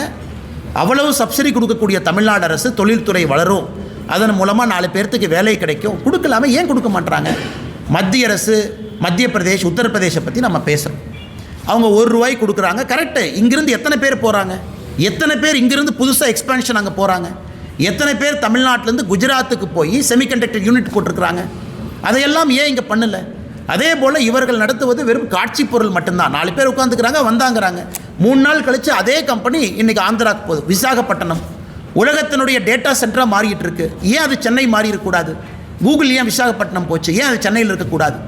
அதனால் பட்ஜெட் என்பது எல்லா மாநிலத்திற்கும் பொதுவாக ஒரு ஆப்பர்ச்சுனிட்டி கொடுத்துருக்குறாங்க. அதுவும் இன்றைக்கி ஃபினான்ஸ் கமிஷனை பற்றி முதலமைச்சர் ஒரு பாராட்டுனாவது கொடுத்துருக்கணுமல்ல. 16வது ஃபினான்ஸ் கமிஷன் இன்றைக்கி இவ்வளோ விஷயங்கள் நாங்கள் கேட்டோம். நானும் கேட்டேன், நீங்களும் கேட்டீங்க, போன வருஷம் முதலமைச்சரும் கேட்டார். அதாவது நல்லா பெர்ஃபார்ம் பண்ணக்கூடிய மாநிலத்துக்கு மரியாதை கொடுத்துருக்குறாங்க. உத்தரப்பிரதேசனுடைய நிதி பகிர்வு குறைச்சிருக்கிறாங்க, ராஜஸ்தானுடைய நிதி பகிர்வு குறைச்சிருக்கிறாங்க. அதை பாராட்டி ஒரு அறிக்கை வந்துச்சா?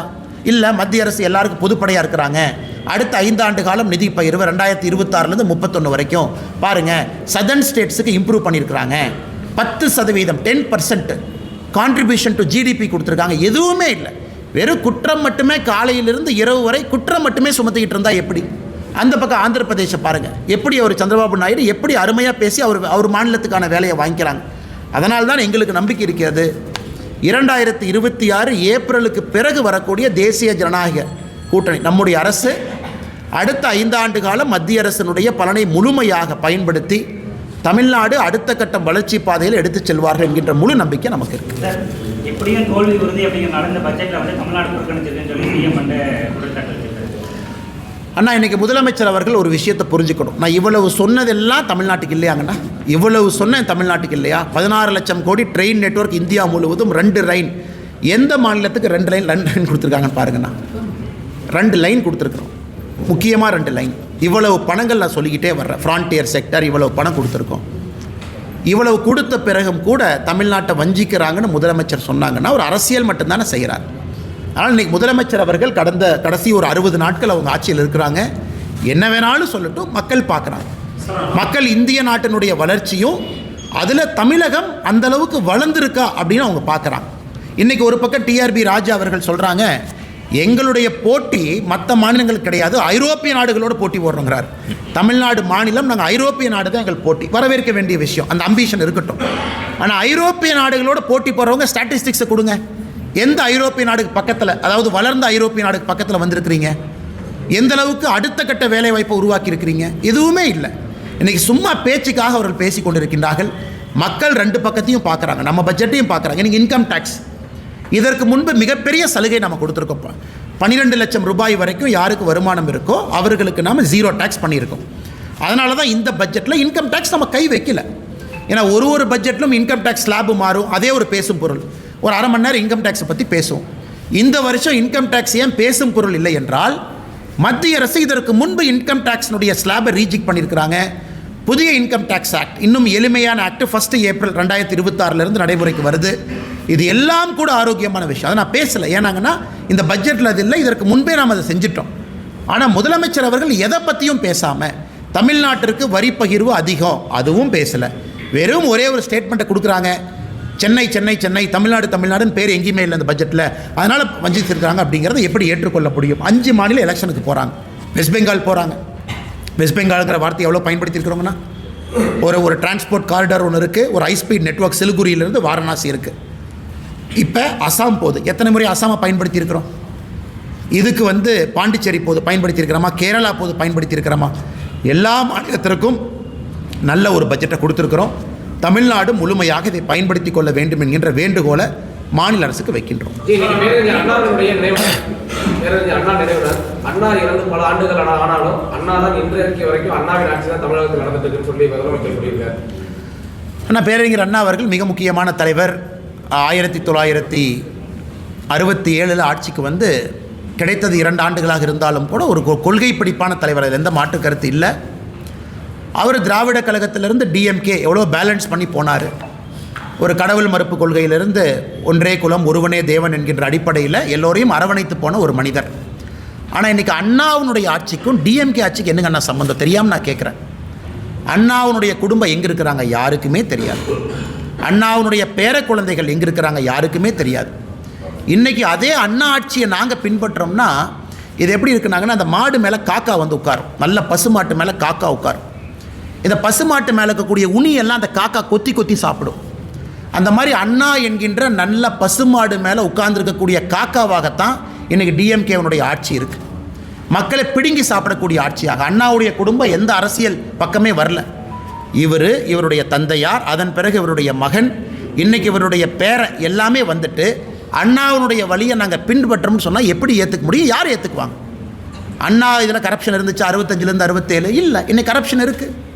அண்ணா அவர்கள் காலத்தில் இவ்வளவு மக்கள் ஒரு சித்தாந்தத்தையே வெறுக்கக்கூடிய அளவில் இன்றைக்கி எப்படி ஆச்சுனாங்கன்னா, டிஎம்கே மேலே இருக்கக்கூடிய வெறுப்பு திராவிட சித்தாந்த வெறுப்பாக மாறி இருக்கிறது. நல்ல அரசியலை கூர்ந்து கவனிச்சோம் அப்படின்னா, எனக்கு திராவிட முன்னேற்ற கழக ஆட்சியின் மீது இருக்கக்கூடிய வெறுப்பு திராவிட சித்தாந்தத்தின் மீது இருக்கக்கூடிய வெறுப்பாக அது மாறி இருக்கிறது. அதெல்லாம் அந்த எலெக்ஷனில் தெரியுங்கன்னா, ஓட்டில் நீங்கள் பார்க்கும்போது தெரியும். எந்த சம்மந்தம் இல்லை, சும்மா பிறந்த நாள் அன்றைக்கி அவங்க அண்ணாவை நினச்சிக்கலாம், பேரறிஞர் அண்ணாவுக்கு மாலை போடலாம், ஒரு 4 நல்ல விஷயத்தை சொல்லலாம். ஒரு டிஎம்கே மினிஸ்டரை கூப்பிட்டு ரூமை சாத்திட்டு கையில் ஒரு பேப்பரை கொடுத்து அண்ணாவை பற்றி 10 லைன் எழுதுனா யாருக்கு எழுத தெரியாது. நீங்கள் ரூமை சாத்திட்டு ஒரு டிஎம்கே மினிஸ்டர் உள்ள உட்கார வச்சுட்டு பேப்பர் பேனாவை கொடுத்து அண்ணாவை பற்றி 10 எழுதுங்க அப்படின்னு. அந்த 10ல் எத்தனை நீங்கள் ஃபாலோ பண்ணுறீங்க? இன்றைக்கி வேணால் பரிச்சை வச்சு பாருங்கள், யாருக்குமே தெரியாது. ஆனால் அண்ணா அண்ணா அண்ணான்னு பிறந்த நாள் அன்னைக்கு, அவருடைய இறந்த நாள் அன்னைக்கு பேசுவது மட்டுமே வாடிக்கையாக வச்சிருக்கிறாங்க.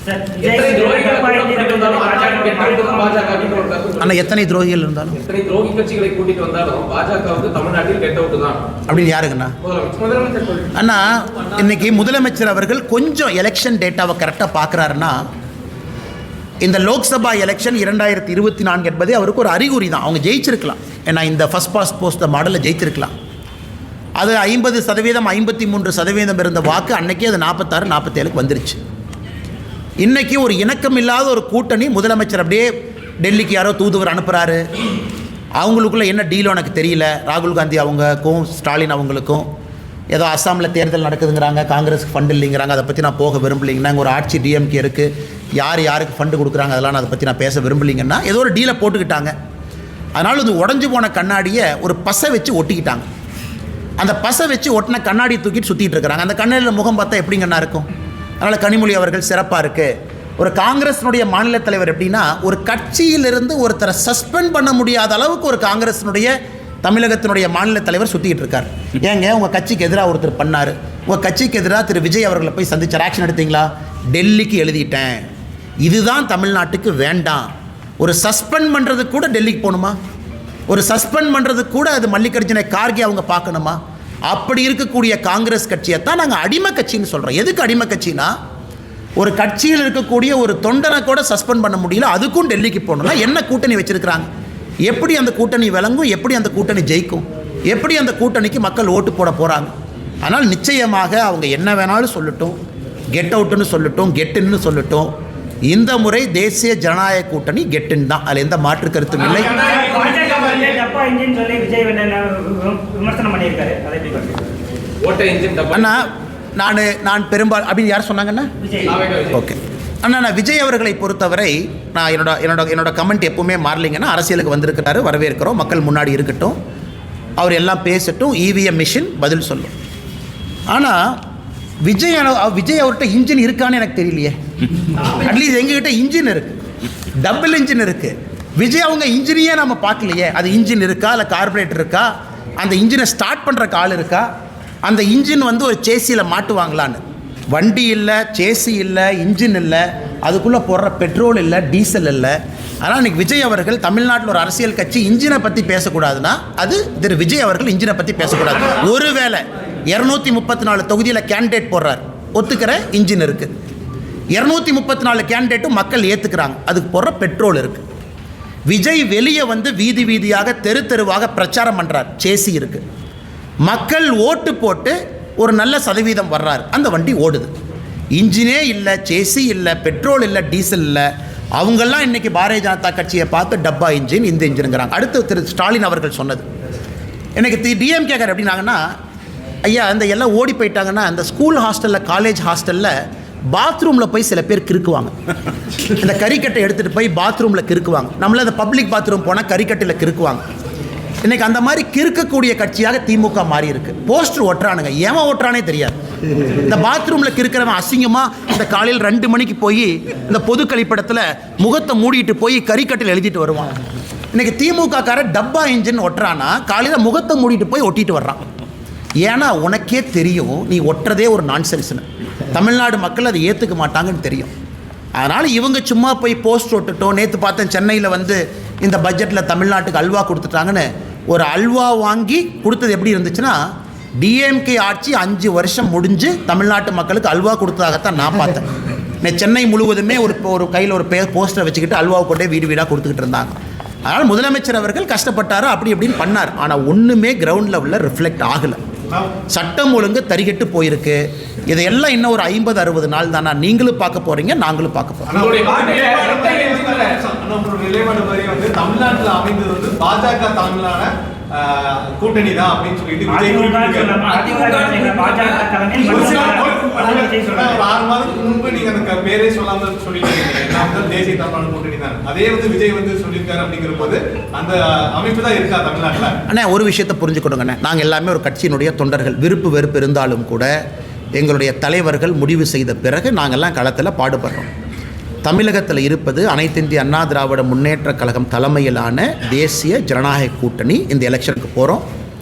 இதற்கு முந்தைய முதலமைச்சர், இன்றைய முதலமைச்சருடைய வேட்பாளராக இருக்கக்கூடிய அண்ணன் எடப்பாடி பழனிசாமி அவர்கள் தலைமையில் நாங்கள் போகிறோம் களத்துக்கு. இதை நம்முடைய தலைவர்கள் எல்லாம் முடிவு பண்ணிட்டாங்க. எதுக்கு பிரச்சாரம் நடந்தாச்சு, கீழே எங்கள் தொண்டர்கள் வீதி வீதியாக தெரு தெருவாக வேலை பார்க்குறாங்க. இன்றைக்கி விஜய் அவர்கள் எப்படின்னாங்கன்னா, நான் ஏற்கனவே சொன்னாங்கன்னா நான் அவரை சும்மா நான் தேவையில்லாமல் ஒரு குற்றம் சுமத்த விரும்பல, அரசியலுக்கு வந்திருக்கிறாங்க, பண்ணட்டும். ஆனால் இன்றைக்கி பேசும் பொழுது அவருக்கு என்னென்னா, மக்கள் கைத்தட்டணும், விசில் அடிக்கணும், அவங்க வந்து ஏதாச்சும் ஆரவாரமாக பேசணும். அதற்காகத்தான் விஜய் அவர்களுடைய பேச்சு இருந்ததாகத்தான் நான் பார்க்குறேன். அது ரொம்ப சப்ஸ்டன்ஸாக மக்களை சிந்திக்க வைக்கிற அளவுக்கு, எதற்காக நான் இத்தனை கட்சிகளை தாண்டி உங்களுக்கு ஓட்டு போடணும், உங்கள் பாலிசி என்ன, உங்கள் ப்ரோக்ராம் என்ன, நீங்கள் தமிழ்நாட்டுக்கு என்ன செய்ய இதுவரைக்கும் செய்யாதது என்ன செய்ய போகிறீங்க அப்படிங்கிறத நான் பார்க்கலிங்கண்ணா. ஸோ விசிலுக்காக, ஒரு கைத்தட்டலுக்காகத்தான் விஜய் அவர்கள் பேசினாங்க. அதில் தான் அந்த கூட்டணியை பற்றி பேசினதாக மட்டும்தான் நான் பார்க்குறேன். அதில் ஒரு சப்ஸ்டன்ஸும் ஒரு டெப்த்தும் தமிழ்நாட்டு மக்களை சிந்திக்கக்கூடிய விதத்தில் இருந்ததாக நான் பார்க்கல. அதனால் அதை அப்படியே கடந்து நம்ம போயிடலாம். எல்லோருக்குமே தெரியும், 4 பேர் 4 சொல்லத்தான் செய்வாங்க. அதை பற்றி எங்களுக்கு கவலை இல்லை. சமமான கல்வி, டாஸ்மாக் எதிர்ப்பு, இந்த தேர்தல் அதில் முக்கியத்துவம் வருமா பாஜகவோட தேர்தல் அறிக்கையில்? அண்ணா இன்றைக்கி எங்களுடைய முன்னாள் மாநில தலைவர், முன்னாள் ஆளுநர் அக்கா தமிழிசை அவர்கள் தமிழ்நாடு முழுவதுமே இன்றைக்கி சுற்றுப்பயணம் செய்ய இருக்கிறாங்க. அந்த குழுவோடு மக்களுடைய எண்ணங்களை பிரதிபலிக்கக்கூடிய வகையில் வண்டிகள் இன்றைக்கி எல்லா மாவட்டத்துக்கு போயிருக்கு. அதில் மக்கள் இன்றைக்கி அந்த பெட்டியில் போட போகிறாங்க என்ன வேணும். நாங்கள் உறுதியாக இருக்கின்றோம், ஒரு ஆரோக்கியமான தமிழ்நாட்டை எடுத்துகிட்டு போகணும்.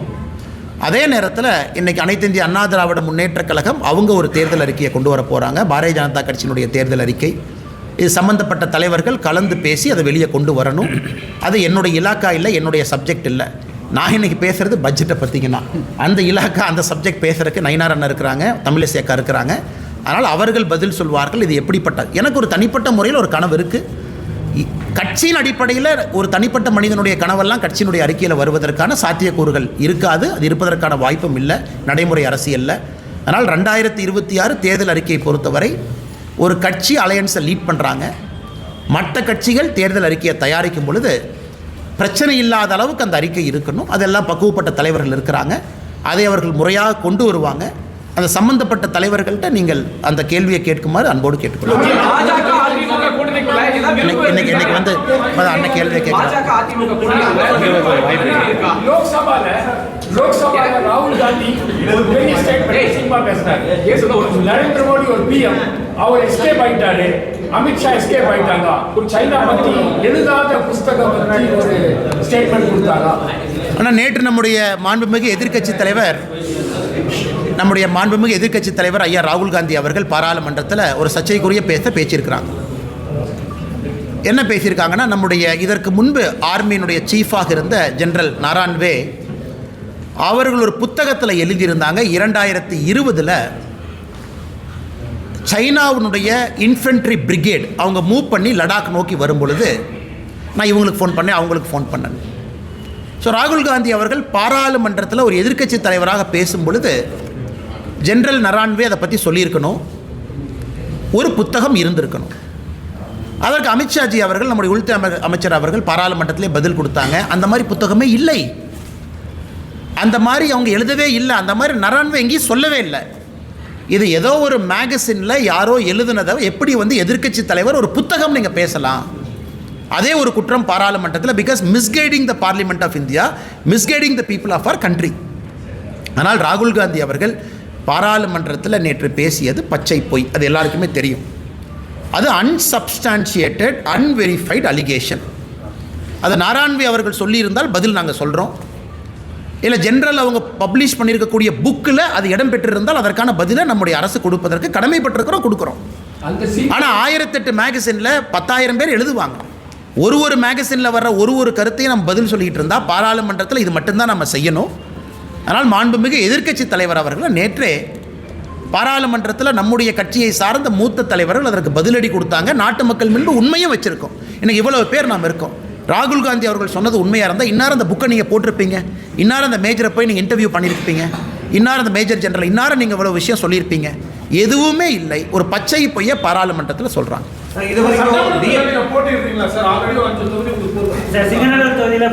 ஆனால் நான் வந்து நம்முடைய கட்சி தலைவர்கள் நயினார் அண்ணா அவர்களுக்கு நான் வேண்டுகோள் விடுத்திருக்கின்றேன். இந்த நேரத்தில் வந்து கொஞ்சம் என் தந்தையாருடைய உடல்நிலை அவரை பார்த்துக்கணும். அதனால தான் அதிகமாக இன்றைக்கி கோயம்புத்தூர் பகுதியில் இருக்கேன். அப்பா அவங்க கொஞ்சம் டயாலிசிஸில் இருக்காங்க. I have to take care of him. என்னுடைய முதல் கடமை அது. அதனால் இன்றைக்கி அந்த அடிப்படை வேலைகள் என்னால் செய்வதற்கான சாத்தியக்கூறுகள் இல்லை. என்னால் அதிகமாக ட்ராவல் பண்ண முடியாதுங்கிற வேண்டுகோளை வச்சுருக்கிறேன். கட்சியும் அதை ஏற்றுக்கிட்டு வேறு பொறுப்பாளரை ரீஅலோகேட் பண்ணுவாங்க. அதே நேரத்தில் பாரதிய ஜனதா கட்சி அடுத்த பிரச்சாரம் வேறு என்ன சொல்கிறாங்களோ அதற்கு நான் தயாராக இருக்கின்றேன், என்ன செய்யணும் அப்படின்னு. அது நயினார் நாகேந்திரன் அவர்கள் நம்ம கட்சியினுடைய மூத்த தலைவர்களுக்கும் எனக்கும் இருக்கக்கூடிய ஒரு கருத்து உள்ளுக்குள்ளே நாங்கள் பேசிக்கிறோம். அதனால் கட்சிக்கு என்ன வேலை செய்யணும், கூட்டணிக்கு என்ன வேலை செய்யணும், நிற்கக்கூடிய பாரதிய ஜனதா கட்சியினுடைய வேட்பாளர்களுக்கு என்ன வேலை செய்யணும், நம்முடைய கூட்டணி கட்சி அனைத்து இந்திய அண்ணா திராவிட முன்னேற்ற கழகம் உட்பட எல்லா கட்சிகளுக்கும் என்ன வேலை செய்யணும்னு கட்சி சொல்லுதோ அந்த வேலையை செய்வோம். இப்போதைக்கு அதிகமாக ட்ராவல் பண்ண முடியாத சூழ்நிலை எனக்கு இருக்குது. அதனால் அதையும் கட்சி புரிஞ்சுக்கிட்டாங்க. சம்மந்தப்பட்ட நேரத்தில் என்ன வேலை, தேர்தல் நிற்பதா இல்லையா, இதெல்லாம் செய்யணுமான்னு கட்சி சொல்லட்டுங்கன்னா அதுக்கப்புறம் நான் பேசுகிறேன். ஆனால் சிங்கநல்லூர் தொகுதிக்கு வேறு ஒரு பொறுப்பாளரை இந்த கட்சியிலிருந்து நியமனம் பண்ணுவாங்கன்னா வேறு ஒரு தலைவர் பண்ணுவாங்க. தமிழ்நாட்டினுடைய 6 இதுக்கும் பண்ணுவாங்க. ஆனால் அதற்கான காலமும் சூழ்நிலையும் இன்னும் நிறைய இருக்குது. இன்னும் ஒரு 30-40 நாட்கள் இருக்குது. கட்சி என்ன சொல்லுது அப்படின்னு தெரிஞ்சுக்கிட்ட பிறகு உங்கள்கிட்ட நான் பேசுகிறேங்க. அண்ணா 2024 பாராளுமன்றத்தில் இங்கே நான் நின்றுருக்கேன். அப்போ கோவை மக்களுக்கு பதில் சொல்ல நான் கடமைப்பட்டிருக்கிறேன். மக்கள் வீட்டுக்கு ஒரு பெட்டிஷனோடு வந்தால் இங்கே நான் அவைலபிளாக இருக்கணும். அவங்க இல்லை நீங்கள் அங்கே வாங்க இங்கே வாங்கன்னு சொல்லக்கூடாது. அதற்கு ஒரு வீடு இருக்கணும். 2010 என்னுடைய மாமனாருடைய வீடு இங்கேருந்து அடுத்த தெருவில் இருக்குது, அங்கே தங்கிட்டு இருக்கேன். இன்றைக்கி நான் சொந்தமாக ஒரு வாடகை வீட்டில் தங்குறேன், மக்கள் பார்ப்பதற்கு ஒரு இடம் வேண்டும். அதனால் விலாசம் அது எங்கே இருக்கிறேன், சென்னையில் இருக்கேன், சென்னையும் போயிட்டுருக்கேன், கட்சியினுடைய பணி. இன்றைக்கி அதிகமாக அந்த பகுதியில் இருக்கேன், காரணம் தந்தையாருடைய உடல்நிலை காரணமாக. அதனால் தேர்தலில் அடுத்து என்ன பண்ணுவீங்க, எங்கே நிற்பீங்க, இதை பண்ணுவீங்களா, அதை பண்ணுவீங்களா, டெல்லி போவீங்களா, இதை பண்ணுவீங்களா, எதுவுமே எனக்கு தெரியாது. கட்சி என்ன சொல்லுதோ அந்த நேரத்தில் உங்கள்கிட்ட நான் பேசுகிறேன். கடந்த முறை உங்களுக்கு அதிகமான வாக்குகள் வந்து வருது அப்படிங்கிற போது நீங்கள் கோவையில் வந்து கவனம் செலுத்துவதா அப்படின்னு சொல்கிறாங்க. இல்லை, கோயம்புத்தூரில் பாரதிய ஜனதா கட்சி அனைத்து இந்திய அண்ணா திராவிட முன்னேற்ற கழகம் கூட்டணி அங்கே வெற்றி பெறணும். அது நம்முடைய தொண்டனாக நம்முடைய கடமை. இங்கே நமக்கு ஒரு சிட்டிங் எம்எல்ஏ இருக்கிறாங்க. கோயம்புத்தூர் தெற்கு தொகுதியில் வானதி ஸ்ரீனிவாசன் அவங்க இருக்கிறாங்க. அவர்கள் மறுபடியும் கட்சி அக்காவை நில்லுங்கன்னு சொல்லும் பொழுது அக்கா வெற்றி பெற்று மறுபடியும் பெரிய அளவில் அவங்க போகணும், இன்னும் அதிகமான மெஜாரிட்டியோடு போகணும். அதெல்லாம் எங்களுடைய கடமை. அதே நேரத்தில் பாராளுமன்ற தேர்தல், இதற்கு முன்பு வேறு காலகட்டத்தில் பாரதிய ஜனதா கட்சியினுடைய வளர்ச்சி, இதெல்லாமே அனைத்து இந்திய அண்ணா திராவிட முன்னேற்ற கழகத்தினுடைய சட்டமன்ற உறுப்பினர்கள் நிறையா இருக்கிறாங்க. அதனால் இந்த பகுதி முழுவதுமே தேசிய ஜனநாயக கூட்டணி வெற்றி பெற வேண்டும். அதான் எங்களுடைய அடிப்படை நோக்கம். இல்லை இண்டிவிஜுவல் அம்பிஷன், தனிப்பட்ட ஒரு எண்ணம் அப்படிங்கிறது இங்கே கிடையாது. 2026 பொறுத்த வரைக்கும் அது தெளிவாக இருக்குது. யார் முதலமைச்சர் ஆகணும் தெளிவாக இருக்குது. கட்சி யாருக்காக வேலை பார்க்குது தெளிவாக இருக்குது. அகில இந்திய தலைவர்கள் என்ன சொல்லியிருக்கிறாங்க அதுவும் தெளிவாக இருக்குது. அதற்காக நாங்கள் எல்லோரும் வேலை பார்க்குறோம். ஆனால் சாரி உங்கள் கேள்வி. ஆனால் கட்சி தொண்டர்களை பொறுத்தவரை அண்ணாமலையும் ஒரு தொண்டன் தான். கட்சி தொண்டர்களோடு இணைந்து பணிபுரியணும். அதனால் என்ன கட்சி சொல்லுதோ கேட்பதற்கு நாம் கடமைப்பட்டிருக்கிறோம். அதனால் இன்னும் ஒரு மாதம் சரியான நேரத்தில் உங்கள்கிட்ட பேசுகிறேங்க. எங்கெங்க நீங்க கேம்பெயின் பண்ணீங்களோ அங்க ஜெயிச்சிருக்கு. அந்த ரஸ்மலையும் நான் பேசுபவர்கள் பேசுவாங்கன்னா அரசியலை பொறுத்த வரைக்கும் நான் சில இடத்துல வந்து பதில் சொல்வதை விட மௌனம் காட்டுவது சரி அப்படிங்கிற முடிவுக்கு வந்துட்டேன். குறிப்பாக அந்த மகாராஷ்டிராவுக்கு முன்பே இருந்து பேசுகிறவங்க பேச தான் செய்வாங்க. அதனால் நம்ம திரும்ப நான் இப்போ கூட ஐஐடி மும்பை ஒரு ஃபெஸ்ட்டு கூப்பிட்ருக்காங்க. 2-3 கமிட்மெண்ட்ஸ் இருக்குங்கன்னா இது அப்பாவோட உடல்நிலைக்காக இந்த மாதம் கொஞ்சம் குறைச்சிருக்கேன். நான் மும்பைக்கு விரைவில் போகத்தான் போகிறேன். அது அரசியல் கட்சிகள் பேசுகிறாங்க, அதை தாண்டி அவங்களும் போயிடுவாங்கன்னு நான் நம்புகிறேன். அவங்களும் அந்த ஹீட்டட் ஆர்கியூமெண்ட்டாக அந்த சூட்டோடு சூட்டாக பேசியிருப்பதாக நான் பார்க்கின்றேன். ஒரு அரசியல் கட்சியில் இருக்கிறவங்க அடிப்படை வெறுப்பில் ஒரு கட்சி நடத்த முடியாதுங்கண்ணா. மேடையில் மைக்கில் பேசியிருந்தாலும் கூட ஒரு அடிப்படை வெறுப்பு உணர்வில் நான் வந்து சவுத் இந்தியாவை மதிக்க மாட்டேன், நான் தமிழ்நாட்டை மதிக்க மாட்டேன், நான் வேட்டி கட்டவங்களை மதிக்க மாட்டேன்னு ஒரு அரசியல் கட்சியில் ஒரு தலைவர் பேசக்கூடாது. பேசினா தவறு. அதனால் அதை ஹீட்டட் ஆர்கியூமெண்ட்டாக ஒரு மேடை பேச்சாக மட்டும் பார்த்துவிட்டு அவர்களும் அதை கடந்து சென்றிருப்பார்கள் என்று நான் நம்புகின்றேன். ஆனால் ரொம்ப ஆச்சரியமாக இருக்குது எனக்கு. ஏன்னா நியூஸ் 24/7 நியூஸ் தமிழ் 24/7 ரிப்போர்ட்டர் திரு கதிரவன் அவர்கள், பேர் சரியாக தான் சொல்கிறேன், கதிரவன் அவர்கள் அவங்கள மிரட்டி கிட்னாப் பண்ணி கூட்டிகிட்டு போய் 3 மணி நேரம் 4 மணி நேரம் ஆகி அடித்து வெளியே வர்றாங்க. ஆனால் கரூர் காவல்துறையினுடைய கண்காணிப்பாளர் அவர்கள் ஒரு பத்திரிகை அறிக்கை கொடுக்குறாங்க. அது வேறு ஏதோ மாநிலம் மாதிரி இருக்குது. படித்தா எதுவுமே நடக்கலை. அதாவது அவர் அந்த அறிக்கையை படித்தா எப்படி இருந்ததுன்னா, ரிப்போர்ட்டரே கல் எடுத்து தலையில் அடிச்சுக்கிட்டு அவரே போய் மண்ணில் படுத்து உருண்டு அவரே போய் ஹாஸ்பிட்டலில் படுத்து எந்திரிச்சு அவரே வர்றதுக்கான ரிப்போர்ட்டர் பைத்தியமா. அதனால் அந்த காவல்துறையினுடைய அறிக்கையை பார்க்கும் பொழுது எப்படி ஒரு காவல்துறை கண்காணிப்பாளர் இப்படிப்பட்ட அறிக்கையை கொடுக்க முடியும்? அன்னைக்கு சம்பவம் நடந்ததிலிருந்து தமிழ்நாட்டினுடைய எல்லா மீடியாவும் கண்கொத்தி பாம்பா அந்த ஏரியாவில் இருக்கிறீங்க. ரியல் டைம் கவர் பண்ணுறீங்க, பல ஆடியோவை ரிலீஸ் பண்ணுறீங்க, குவாரிக்கு போகிறீங்க, ஹாஸ்பிட்டலில் இருக்கீங்க. இவ்வளவு நடந்தும் கூட ஒரு காவல்துறை கண்காணிப்பாளர் எதுவுமே நடக்காத அளவுக்கு எதுவுமே நடக்கலை, பச்சை பொய்ன்னு. பச்சை பொய்யாக இருந்தால் எங்கள் மேலாம் கேஸ் போடுங்க ஐயா. நாங்களாம் பேசினோம்ல, ஆதரவாக பேசினோம்ல, எங்கள் மேலே கேஸ் போடுங்க, கோர்ட்டுக்கெல்லாம் டாக்குமெண்ட்டை கொண்டு வாங்க பார்க்கலாம். அதனால் இன்றைக்கும் திராவிட முன்னேற்ற கழகத்தை பொறுத்தவரை ஒரு எம்எல்ஏவை காப்பாற்றணும். அந்த எம்எல்ஏ தொடர்ந்து சர்ச்சையில், ஒரு சர்ச்சையிலிருந்து ஒரு சர்ச்சை, அதிலிருந்து அடுத்தது கல்குவாரி யார் பேரில் இருக்குது, அதை யார் டாமினேட் பண்ணுறாங்க எல்லாத்துக்குமே தெரியும். தமிழ்நாடு முழுவதும் இல்லீகல் மைனிங்கை பற்றி தெரியும். அதனால் எல்லாத்தையுமே இன்றைக்கி வந்து ஒரு முழு பூசணிக்காயை மறைச்சி வச்சுக்கிட்டு காவல்துறை அறிக்கையின் மீது அறிக்கை கொடுப்பது வேடிக்கையாக இருக்குது. ஆனால் எல்லா நண்பர்களுக்கும் நன்றிங்க. அப்படின்னா செய்தித்துறை அமைச்சர் அந்த துறையில் இருப்பதற்கே லாயக்கில்லை நாம் சொல்லணும். ஆனால் நீங்கள் அமைச்சராக இருக்கிறதே தெரியலன்னா கிளம்புங்கன்னு சொல்லணும். ஒரு செய்தித்துறை அமைச்சர் இவ்வளவு மீடியாவில் வருது, அவங்கள்ட்ட ஒரு மானிட்டரிங் கமிட்டி இருக்கும். எல்லா செய்தித்துறை அமைச்சர் ஆஃபீஸில் உங்கள் டிவியெல்லாம் பார்க்குறக்கு ஆள் இருப்பாங்க. அண்ணா ஃப்ளாஷ் நியூஸ் போடுறாங்கன்னு அமைச்சர்கிட்ட சொல்லுவாங்க. அவர் சம்மந்தப்பட்ட இலாக்காவுக்கு ஃபோன் பண்ணி அண்ணா என்ன உண்மைன்னு கேட்டுக்க வேண்டிய பொறுப்பு இருக்குது. இவ்வளவு நடந்தும் கூட ஒரு செய்தித்துறை அமைச்சர் என்ன நடக்குதுன்னே தெரியலனா அந்த செய்தித்துறை அமைச்சர் அந்த பொறுப்புக்கு இருக்கக்கூடிய தகுதியான நபரான்னு நான் கேட்குறேன். அது உங்கள் கடமை. ஊடகத்துறையை மானிட்டர் பண்ணுறது உங்கள் கடமை. ஊடகத்துறைக்கு ஹெல்ப் பண்ணுறது உங்கள் கடமை. ஒரு ஃப்ளாஷ் நியூஸ் வந்தால் ரியாக்ட் பண்ண வேண்டியது உங்கள் கடமை. மாநில அரசுக்கு பேசி அறிக்கை கொடுக்க வேண்டியது உங்கள் கடமை. இதையெல்லாம் நாங்கள் திமுகவின் மீது குற்றம் சுமத்தினா உடனே அறிக்கை வரும். நைட் 2 மணிக்கு அறிக்கை வரும். ஆனால் ஒரு நியூஸ் ரிப்போர்ட்டர் தூக்கிட்டு போய் அடிச்சிருக்காங்கன்னு இவ்வளவு தூரம் பேசினதுக்கப்புறம் கூட எனக்கு தெரியலைன்னு சொன்னாங்கன்னா எப்படி ஏற்றுக்க முடியும்? அதனால் ஸ்ரீரங்கத்தினுடைய தொகுதி மக்கள் இதை பார்த்துக்கிட்டு தான் இருக்கிறாங்க. அந்த பகுதியினுடைய மக்கள்லாம் அதை பார்த்துக்கிட்டு தான் இருக்கிறாங்க. கரூர் மக்களும் இதை பார்த்து கொண்டு தான் இருக்கின்றார்கள். காவல்துறையினுடைய அட்டூழியம், 41 பேர் இறந்ததிலிருந்து காவல்துறையினுடைய செயல் நடவடிக்கை எல்லாத்தையும் பார்த்துட்டு இருக்கிறாங்க. 2026 தேர்தல் அதற்கு பதில் சொல்லும். ஆனால் இன்னைக்கு ஒரு மாவட்ட ஆட்சியர் ஒரு கோர்ட்டு முன்னாடி வந்து அங்கே இருக்கக்கூடிய police commissioner, deputy commissioner, assistant commissioner மொத்த குழுவாக வந்து ஒரு கோர்ட்டில் மன்னிப்பு கேட்குறாங்கன்னா இது ஒரு சாதாரண நிகழ்வாக யாரும் கடந்து விடக்கூடாது. ஏன்னா ஒரு ஸ்டேட், ஒரு மிஷினரி, முதலமைச்சர் கோட்டையில் இருக்கிறான். ஆனால் அந்த மாவட்டத்திற்கான கவர்மெண்ட் யாருன்னா இவங்க தான். இவங்க வேண்டுமென்றே தவறு செய்திருந்தால் இவர்களை தவறு செய்ய சொன்னது யார்? அதனால் என்னை பொறுத்தவரை மாவட்ட ஆட்சியர், police commissioner, deputy commissioner, assistant கமிஷனருடைய தொலைபேசியை கால் ரெக்கார்டை கோர்ட்டு வாங்கி அதை ஃபொரன்சிக் ஆடிட் பண்ணி இந்த சம்பந்தப்பட்ட நேரத்தில் யாரெல்லாம் அவங்களுக்கு பேசினாங்க, மேலிருந்து உத்தரவு வந்துச்சா, ஸ்வான் அப்படின்னு நம்ம சொல்லுவோம். கோர்ட்டில் வந்து சத்திய பிரமாணம் எடுத்து அவங்க சொல்லணும். அதாவது அந்த கோர்ட்டின் முன்பு சத்திய பிரமாணம் எடுத்து ஒரு அதிகாரி சொல்லணும், நான் சொல்வதெல்லாம் உண்மை. அந்த மாதிரி இன்றைக்கி திருப்பரங்குன்றம் விவகாரத்தில் ஆட்சியர், police commissioner, deputy commissioner, assistant commissioner 4 பேரும் ஸ்வான் சத்திய பிரமாணம் செய்து உண்மையை சொல்லணும். யார் ஃபோன் பண்ணா, யார் 144 போட சொன்னா, 144 போட்டதே ஃப்ராடுன்னு திருப்பரங்குன்றத்தினுடைய இஷ்யூவில் மதுரை ஹைகோர்ட் டிவிஷன் பெஞ்ச் சொல்லிட்டாங்க. ரெக்கார்டை பார்த்தோம், அதே ஃப்ராடுன்னு. அப்படி இருக்கும் பொழுது இல்லாத ஒரு ரெக்கார்டை உருவாக்கி 144 போட்டிருக்கிறாங்க. அதனால் அவர்கள் மன்னிப்பு கேட்டது பத்தாது.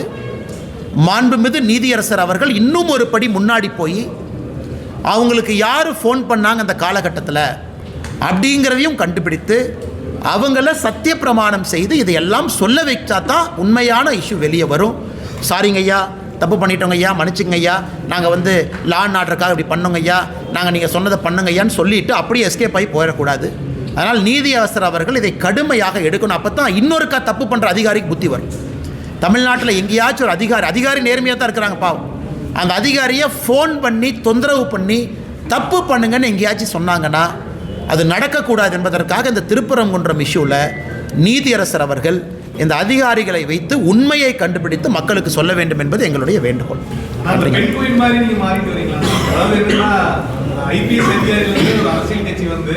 அரசியல் கட்சியில வந்து அதிகபட்சமே வந்து மக்கள் முன்னாடி போட்டிட்டு வெற்றி பெற்று மக்களுக்கு சேவை செய்யறதா? நான் வந்து கட்சி என்ன சொல்லுதோ நான் செய்யறேன். அதே சமயம் வந்து அரசியலுங்கிறது நீங்க முன்னாடியே பல இடத்துல சொல்லியிருக்கீங்க, நான் ஐபிஎஸ்ஸாவே இருந்திருக்கலாம் அப்படிங்கிற மாதிரி அப்படி சொல்லுங்க. அப்படிலாம் நான் எங்கேயும் சொல்லிங்கன்னா நான் கேட்டதுக்காக நான் சொல்கிறேன். இப்போ ஏன் எல்லாம் பெண்குயின் பேசுகிறீங்க அப்படின்னா, அந்த ஒரு பெண்குயின் அது தனியாக அதனுடைய பாதையை தேர்ந்தெடுத்து அந்த பெண்குயின் தனியாக போனனால இன்றைக்கி எல்லாருமே திடீர்னு அந்த ஒத்த பெண்குயினை பார்க்குறாங்க. ஆனால் அது வந்து 2017 வந்துச்சு அந்த டாக்குமெண்ட்ரி. 8 வருஷமாக அந்த பெண்குயின் எல்லாம் மறந்துட்டாங்க. இன்றைக்கி எல்லாரும் அந்த பெண்குயின், அந்த ஒத்த பெண்குயின் எங்கேயான்னு எல்லாம் கேட்குறாங்க. ஆனால் சில நேரத்தில் அந்த ஒத்த பெண்குயினாக இருப்பதும் தவறில்லை என்று தான் நினைக்கின்றேன். நன்றிங்கண்ணா. பை. தேங்க்யூ.